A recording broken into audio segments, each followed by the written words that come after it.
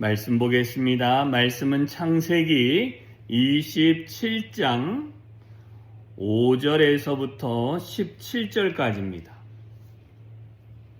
창세기 27장 5절로부터 17절 같이 읽습니다. 시작.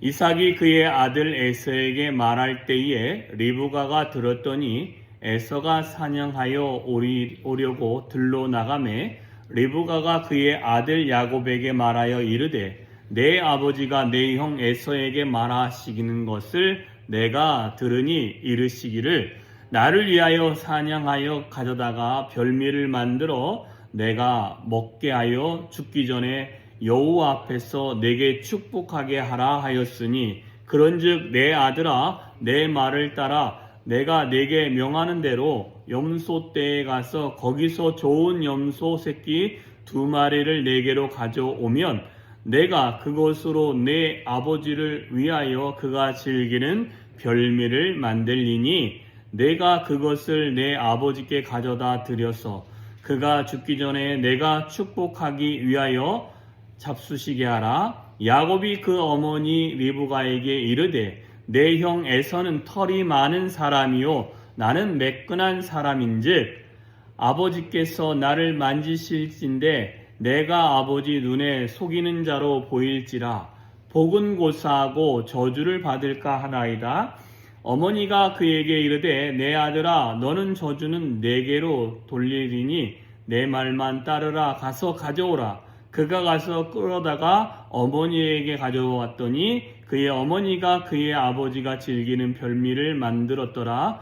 리브가가 집안 자기에게 있는 그의 맏아들 에서의 좋은 의복을 가져다가 그의 작은 아들 야곱에게 입히고 또 염소 새끼의 가죽을 그 손과 목의 매끈한 곳에 입히고 자기가 만든 별미와 떡을 자기 아들의 야곱의 손에 주니.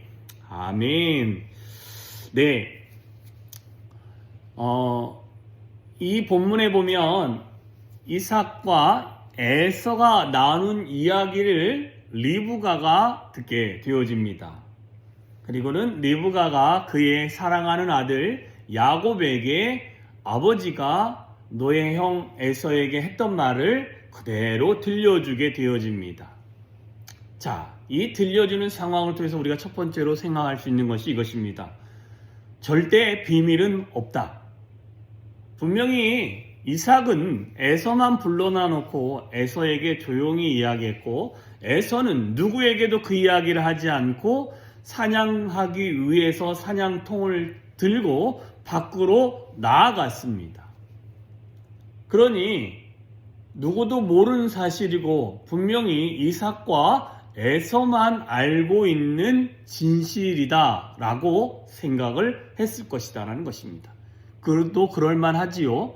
왜 그러냐면 나중에 보면 야곱은 자기가 이야기한 사람은 에서기 때문에 에서가 온 줄 안 겁니다. 근데 만져보니 에서 같고 목소리는 야곱이고 해서 헷갈리는데도 불구하고 그죠? 그가 생각한 것은 자기가 이야기한 사람은 에서니 에서가 온 줄 아는 것입니다. 둘만의 비밀과 같은 일이었고 둘만의 사건이었고 둘만의 일이었고 둘만이 협약한 것처럼 느껴지지만 그것을 듣는 사람이 주변에 있다라는 것입니다. 그 여인이 리브가였다라는 것입니다. 우리가 신앙생활에서 하나님과 우리와의 사이에서 비밀은 있을지언정 사람 안에서 비밀은 없다라는 것입니다. 그러니 사람을 속이려거나 아니면 그 사람을 이용하려거나 아니면 그 사람 모르게 내가 조용히 말했다고 해서 그게 절대적인 비밀이라 생각하지 마시고 그것은 어느 순간에는 누구나 다 알게 되어지는 진실이기 때문에 사람을 속일 것이 아니라 늘 모든 상황에서 정직하게 행할 수 있는 저와 여러분이 되어주셨으면 좋겠습니다. 왜? 속인다고 사람을 속인 것처럼 이야기하고 비밀스럽게 이야기해도요, 그게 어느 순간에 가보면요, 모든 사람이 다 알고 있다라는 것입니다. 자, 그 다음에 두 번째로 이 사건을 알았던 리브가가 야곱에게 이야기합니다. 야, 내가 아버지 입맛을 아니 그 아버지 입맛에 맞춰서 내가 음식을 만들어 줄게. 그러니 네가 들어가서 네 형이 받아야 될 그 축복을 네가 받아라. 이렇게 이야기합니다. 그런데 참 현실적이었던 야곱이 이야기합니다. 어머니, 내 형은 털이 많은 사람이요 나는 매끈한 사람입니다. 근데 아버지께서 나를 만지실 때에 내가 아버지의 눈에 속이는 자로 보일 것입니다. 그러니 이건 안 되는 일입니다. 왜? 태생부터 사람이 다르기 때문에 안 되는 일이다 라고 이야기합니다. 그랬더니 리브가의 말이 무엇입니까? 야, 내 아들아, 너는 저주를 나에게로 돌려라. 네가 받지 않을 거니까 걱정하지 말아라. 내가 받을 거니까 아무 걱정하지 말고 너는 가져오라는 것입니다. 자, 이 리브가의 반응을 봤을 때 자신의 아들의 축복을 받기 위해서는 자신을 기꺼이 희생하는 모습이 나오게 되어지는 것입니다. 자, 그런데 왜 리브가가 이런 희생을 감당하면서까지 그 일을 하려고 했을까요? 그게 25장 23절에 보면 하나님의 예언의 말씀을 이삭을 통해서 듣게 되어진 것을 리브가가 기억하기 때문에 그렇습니다. 무슨 내용이냐면 이 태안에 두 나라가 있다라는 것입니다. 그런데 큰 자가 작은 자를 섬길 것이다 라는 말씀이 있습니다. 그러니 큰 자가 작은 자를 섬긴다라는 것은 에서가 야곱을 섬길 것이다 라는 이야기입니다. 그런데 그 이야기는 결코 지금 일어난 일이 아니라 한참 후에 430년 이후에 일어날 일입니다. 그런데도 불구하고 이 어머니 리브가는 그러면 큰 자가 작은 자를 섬기는 일이 있다면 작은 자가 복을 받는 것이 마땅하다라고 생각을 했다라는 것입니다. 그잖아요. 복을 받은 자가 복받지 않은 자에게 섬김을 받는 거지 복받은 자가 어떻게 복받지 않은 자를 섬길 수 있겠습니까? 그죠?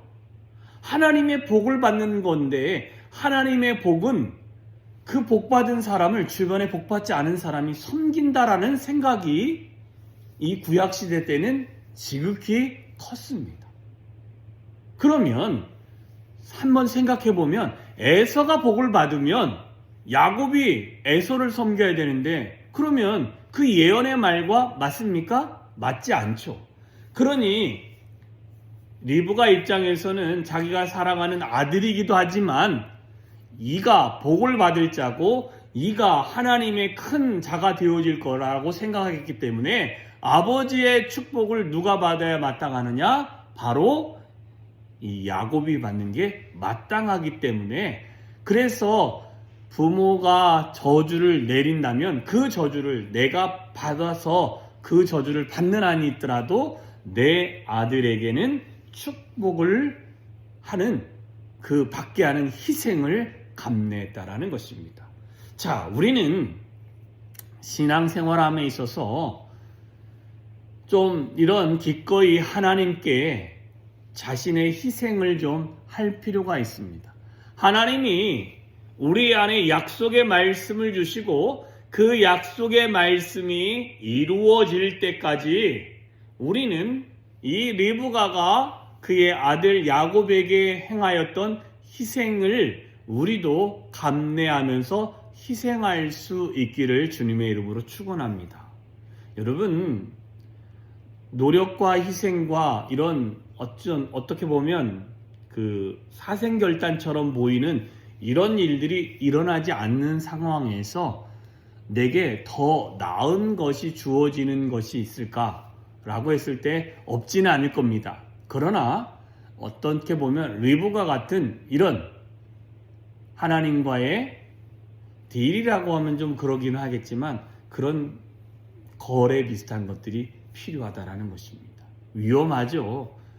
잘못하면 자칫 정말 하나님의 모든 저주를 받을 수 있는 이런 상황에서 하나님 정말 이 아들 야곱에게 정말 큰 자가 작은 자를 섬긴다라고 분명히 말했기 때문에 나는 이 아들이 복받는 게 맞습니다 라고 헌신한 그런 헌신이 우리 안에서도 하나님이 우리에게 은혜 베푸신다라고 말씀하셨사오니 하나님 내가 이 힘들고 어려운 상황을 감내하겠습니다. 이게 이제 세상적인 감내가 되어질 수도 있고 세상적인 어려움이 되어질 수도 있을 수 있습니다. 그것들을 내가 기꺼이 감내하면서 하나님 이 모든 일을 감내할 터이니 하나님 은혜를 베풀어 주십시오 라는 고백들이 우리 안에 있어야 될 줄 믿습니다. 이런 희생이 끝내 야곱이 축복을 받는 결과물이 되어졌습니다. 우리도 하나님 앞에 우리의 삶을 희생하여 드릴 때 하나님의 은혜와 하나님의 크신 사랑과 하나님 우리 안에 베푸시는 그 은혜들을 경험하게 되어주는 줄 믿습니다. 그러니 오늘도 우리가 주 안에 살아갈 때 하나님 앞에 내 삶을 드리고 내 마음을 드리고 내 생각을 드리고 내 입술에 고백을 드리고 뿐만 아니라 나의 모든 신앙 고백을 주님께 드리고 나아갈 때 하나님이 베푸시는 은혜를 경험하게 되어지는 한 날 되어주시기를 주님의 이름으로 축원합니다. 기도하겠습니다. 참 좋으신 하나님 아버지 감사합니다. 아버지의 은혜가 우리의 삶에 차고 넘치기를 소망합니다. 하나님 부족한 우리를 통해서 하나님의 일들을 이루어 가시는데 하나님 정말 비밀이 없음을 우리가 늘 기억하면서 하나님 늘 정직하게 말하고 늘 정직하게 사람을 대하고 많은 사람에게 그리스도의 사랑의 모습으로 대할 수 있도록 도와주시옵시며 뿐만 아니라 그리스도의 은혜와 사랑이 우리 안에 임할 수 있도록 하나님 우리가 잊지 않고 그 모든 상황에서 하나님을 더 의지하게 하시며 하나님께 우리의 삶에 내 개인적인 희생을 감내하고 하나님께 드리는 우리가 되어질 수 있도록 붙잡아 주시옵소서. 그리하여 하나님의 은혜가 넘치고 하나님이 우리 안에 역사하시고 우리 안에서 하나님의 일들을 이루시는 은혜를 경험하는 한 날 되어질 수 있도록 주여 붙들어 주시옵소서. 하나님의 은혜가 우리 안에 충만히 임하기를 소망하며 예수님의 이름으로 기도하였사옵나이다. 아멘.